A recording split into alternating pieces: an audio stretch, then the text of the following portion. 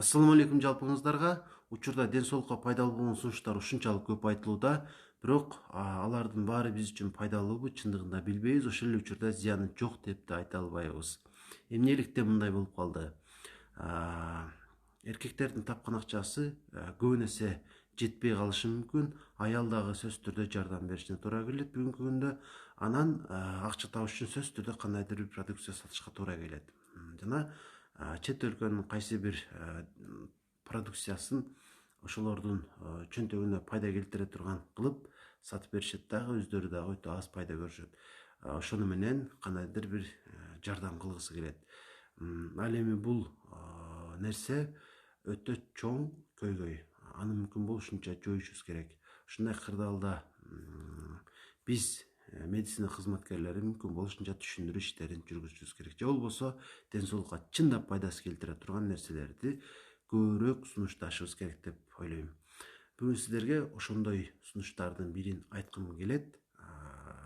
Акыркы учурларда ушунчалык көп материал чыгаргандан кийин пайдасы тийиши мүмкүн болгон нерселерди табыш кыйын болуп баратат. Андыктан ар бир айтылган маалыматты туура кабылдап, баалап, сөзсүз түрдө колдонуңуздар. Бүгүн мен сиздерге ушул тердөөнүн ден соолукка тийгизген таасирин айтып бергим келет. Бул табигый кубулуш. Көбүрөөк кыймыл аракет жасаганда ар бир адам тердейт. Дээрлик ар бир адам тердейт. Муну менен организм суюктуктарды чыгарат.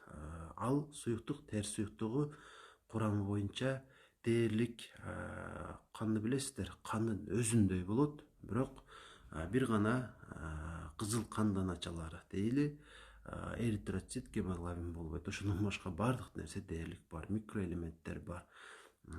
Жана ал канчалык көп бөлүнүп чыкса, ошончолук пайдалуу.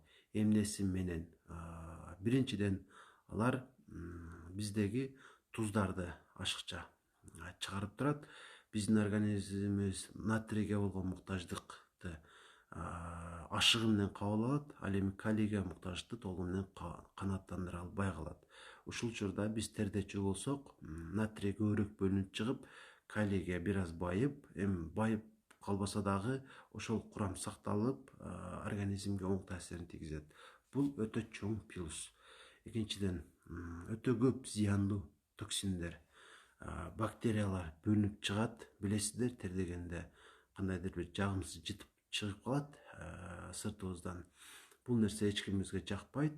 Сырттан дагы жагымсыз көрүнүшү мүмкүн башкаларга, бирок муну менен ополтоодой пайда келтирип атабыз. Эмнеге дегенде, ошончо зыяндуу нерсе сыртка чыгып кетти. Эгерде чыгарбаганыбызда, ал биздин ичибизде тура бермек, биз үчүн зыяндуу болуп. Анан дагы кан айланууну сөзсүз түрдө жакшылайт. Эң акыркы клеткага чейин кан жетип барат. Кан тездеп, кан айлануу тездеп. Ошондой эле дагы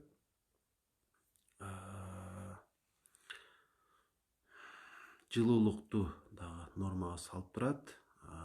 Жылуулуктун айланышын оң жолго салып турат. Анан эң негизгиси уйкуну жакшылайт, стрессти жоготот. Бөйрөк үстүндөгү бездерибиз үчүн дагы өтө пайдалуу. Мындан башка деле пайдалары болушу мүмкүн. Зыяны болсо дээрлик жок. Андыктан ушул табияттын бекер берилген белегин, дарысын дейинчи, колдонуңуз ар күнү. Болгону бир 300 метр жай чуркап койсоңуз деле тердейсиз. Үйдө корого чыгып бир 15 мүнөт иштеп койсоңуз деле тердешиңиз мүмкүн. Ушул нерсени сөзсүз түрдө ар күнү пайдаланганга аракет кылыңыздар. Организмди ушинтип тазалаңыздар. Кайсы бир продукцияны миң акчаларды кетирип сатып албай.